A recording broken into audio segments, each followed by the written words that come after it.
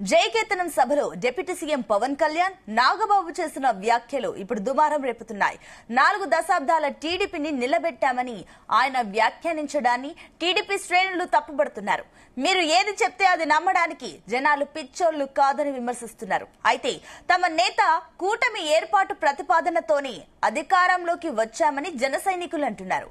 మరోవైపు పిఠాపురంలో జనసేన అధినేత పవన్ కళ్యాణ్ ను ఎవరైనా తామే గెలిపించామనుకుంటే అది వారి కర్మ అన్నారు నాగబాబు. పిఠాపురంలో పవన్ కళ్యాణ్ గెలుపులో 2 నిజాలున్నాయన్నారు. ఒకటి పవన్ కళ్యాణ్ అయితే రెండోది పిఠాపురం జన సైనికులు ఓటర్లు అని వ్యాఖ్యానించారు.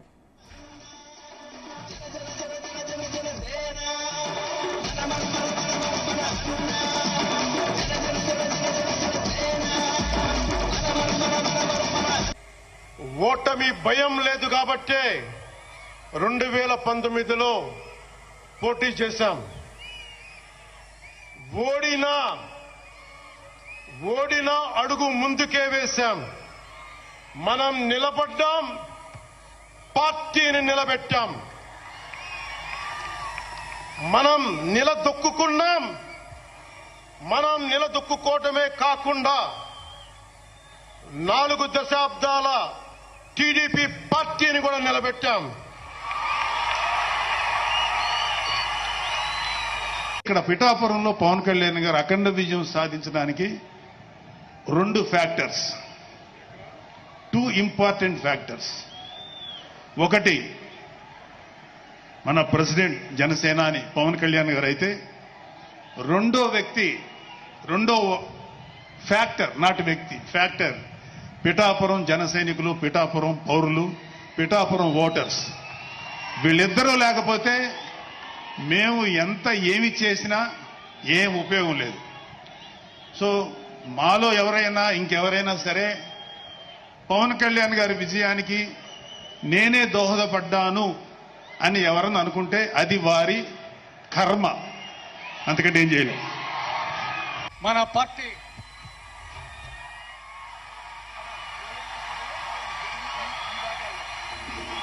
రైట్, ఇదే అంశానికి సంబంధించి మరిన్ని డీటెయిల్స్ మా కరెస్పాండెంట్ సాంబశివరావు అందిస్తారు.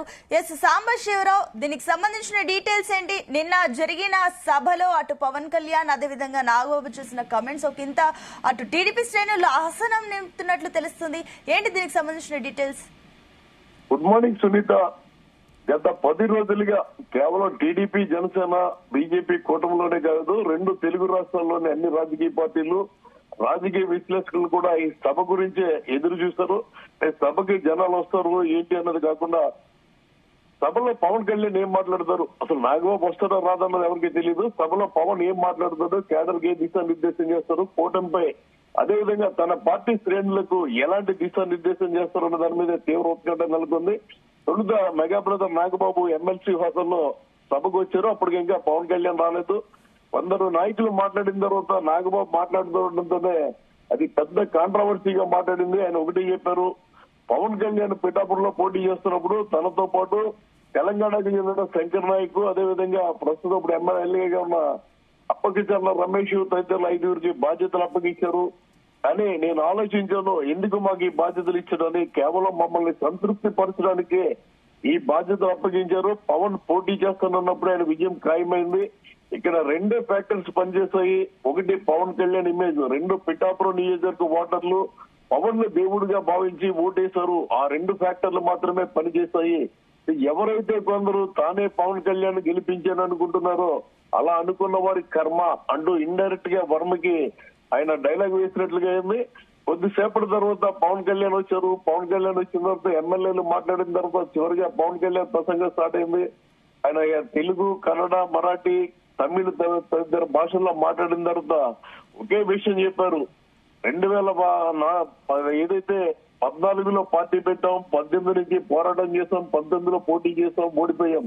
అయితే అందరూ కూడా తమ పని అయిపోయింది అనుకున్నారు. కానీ ఎక్కడైతే తొక్కేశారో అక్కడ లేచి నిలబడ్డాం, ఎక్కడైతే పడగొట్టారో అక్కడే నిలబడ్డాం. మనం నిలబడ్డమే కాదు, 4 దశాబ్దాల చరిత్ర ఉన్న తెలుగుదేశం పార్టీని కూడా మనమే నిలబెట్టామని చెప్పి ఆయన చెప్పినప్పుడు సభలో పెద్ద ఎత్తున కేరింతలు, చప్పట్లతో అభినందించారు. దీనికి తోడు 4 రోజుల క్రితం నాదెళ్ల మనోహర్ అమలాపురం మీటింగ్ లో కూడా ఇలాంటి వ్యాఖ్యలే చేశారు. కూటమి ప్రభుత్వం ఏర్పడడానికి కారణం పవన్ కళ్యాణ్, చంద్రబాబు ముఖ్యమంత్రి అవడానికి కారణం పవన్ కళ్యాణ్ అంటూ కామెంట్ చేశారు.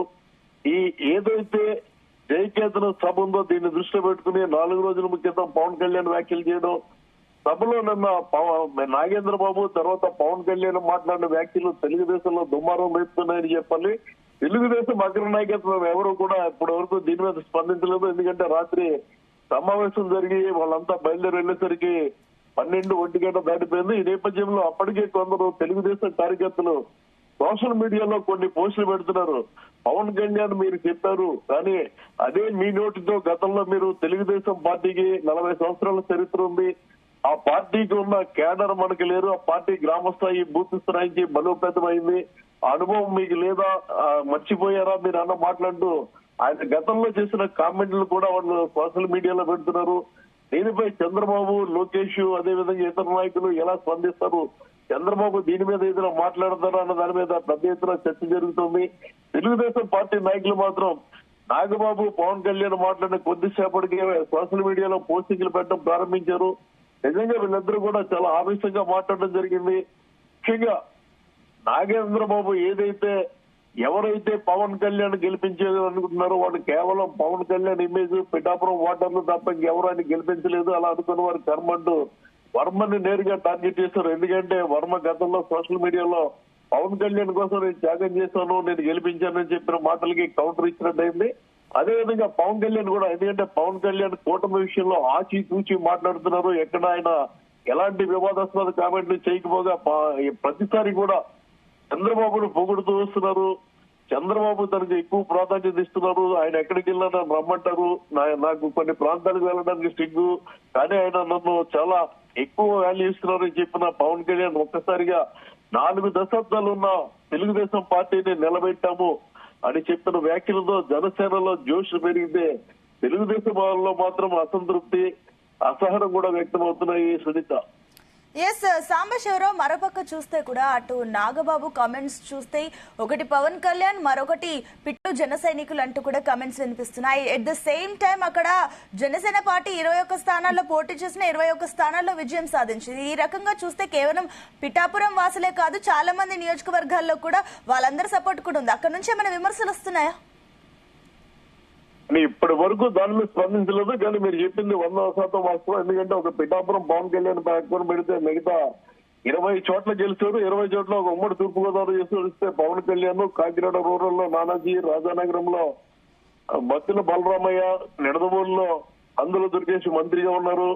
అదేవిధంగా కోనసీమ జిల్లాలో దేవవరప్రసాద్, గిడ్డి సత్యనారాయణ, ఈ జిల్లాలోనే 6 గెలిచారు.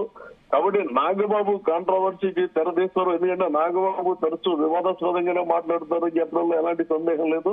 ఇలాంటి నేపథ్యంలో ముఖ్యంగా పవన్ కళ్యాణ్ ఉద్దేశించి చేసిన వ్యాఖ్యల్లో అయితే ఖచ్చితంగా తెలుగుదేశం నాయకులు ఆగ్రహంగా ఉన్నారు. 21 నియోజకవర్గాల్లో గెలిచినప్పుడు ఆ 21 నియోజకవర్గాల్లో కూడా కేవలం ఆ నియోజకవర్గ ఓటర్లే వేశారా, తెలుగుదేశం బీజేపీ పని చేయలేదన్న చర్చ కూడా ప్రారంభమైంది. ముఖ్యంగా వర్మ త్యాగం చేశారు అని చెప్పడంలో ఎలాంటి సందేహం లేదు. ఎందుకంటే స్వయంగా పవన్ కళ్యాణ్ ప్రతి సభలో కూడా చెప్పడం జరిగింది. ఆయన పోటీ చేస్తానని చెప్పిన తర్వాత మొట్టమొదటిసారిగా పిఠాపురానికి వచ్చిన పవన్ కళ్యాణ్ వర్మ ఇంటికి వెళ్లారు. వర్మ ఇంట్లో లంచ్ చేసిన తర్వాత ఆయన దైవ దర్శనానికి వెళ్లారు. వర్మకి అంత ప్రాధాన్యత ఇచ్చారు. మొన్న ఎమ్మెల్సీ సీట్లలో కూడా ఖచ్చితంగా ఒక స్థానం వర్మకి ఇవ్వాలి, 5 స్థానాల్లో ఖచ్చితంగా ఒకటి వర్మకి ఇవ్వాలన్నారు. వర్మ స్థానంలోనే నాగబాబుకు చంద్రబాబు ఎమ్మెల్సీ స్థానం ఇచ్చారు. ఆ విషయం కూడా మర్చిపోయి చంద్రబాబు పైన, ముఖ్యంగా వర్మ పైన నాగేంద్ర బాబు కామెంట్ చేస్తున్నారు అంటూ నిన్న కొంతమంది వ్యాఖ్యలు కూడా చేశారు.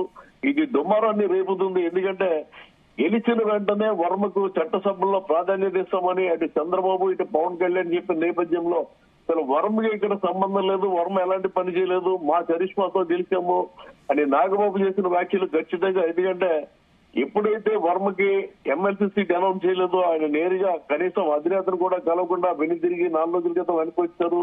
తర్వాత కేడర్ మాత్రం నాన్న హడావుడి చేశారు. ఆయన అనుచరులు ఆయన్ని పార్టీ మారమని కూడా ఒత్తిడి తెచ్చారు. అయితే ఆయన వ్యాఖ్య చేశారు, జడ్పీటీసీ టికెట్ ఇవ్వాలంటేనే ఊడికిలు తీసుకున్నట్లు కనిపిస్తే అలాంటిది మనం 20 సంవత్సరాలు నిలబడతాం. రాబోయే మన నేత లోకేష్ ఆధ్వర్యంలో పని చేయాల్సి ఉంటుందంటే ఆయన కామెంట్ చేస్తారు. దాన్ని దృష్టిలో పెట్టినే, ఎందుకంటే ఎక్కడ పవన్ కళ్యాణ్ ప్రస్తావన లేకుండా లోకేష్ కోసం పని చేయాలంటూ వర్మ చేస్తున్న దానికి కౌంటర్ గా ఈ నాగబాబు ఈ స్టేట్మెంట్ ఇచ్చారని ఒక చర్చ కూడా జరుగుతుంది. అంటే ఇప్పటి వరకు మీరు చెప్పినట్లుగా వీళ్ళు స్పందించలేదు, కానీ ఈ రోజు నుంచి ఖచ్చితంగా పిఠాపురంలో వర్మ అనుచరులు వివాదాలకు దిగే అవకాశం మాత్రం చాలా స్పష్టంగా కనిపిస్తోంది. Right Sambasivarao, thank you.